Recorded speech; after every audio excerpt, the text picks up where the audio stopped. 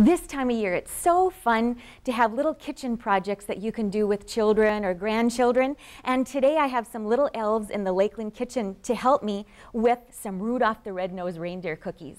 And to start with these cookies, all I did was cut one roll of Pillsbury sugar cookies in half. Cut the log in half, put one half in the refrigerator, and the other half I've rolled out into about a 10.5-inch square. And before I did it, I sprinkled some flour on my working surface, and then I spread a little bit of flour on my rolling pin, and I also rolled my log of cookies in the flour to just coat it all around, and then I just pressed it with my hands, finished the rolling off with my rolling pin, and then I cut it into about 2.5-inch wide strips. And each of those strips, I use my pizza cutter to just cut into some triangle shapes. And you don't have to be real careful about it. Whatever size triangles you get will work just fine.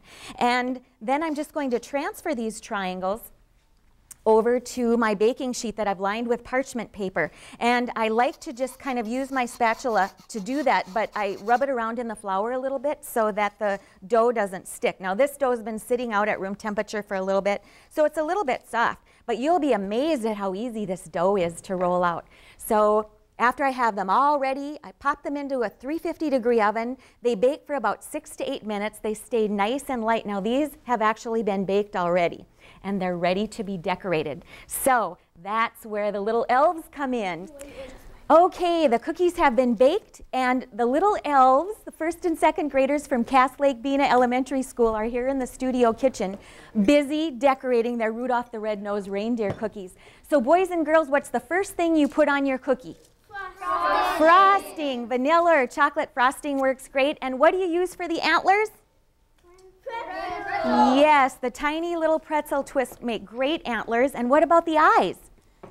Raisins. Raisins for eyes. You could use chocolate chips or M&Ms, but we've got nice healthy raisins today. And the very last thing to make him a Rudolph, what do we need? Cherries. A big red cherry nose, right?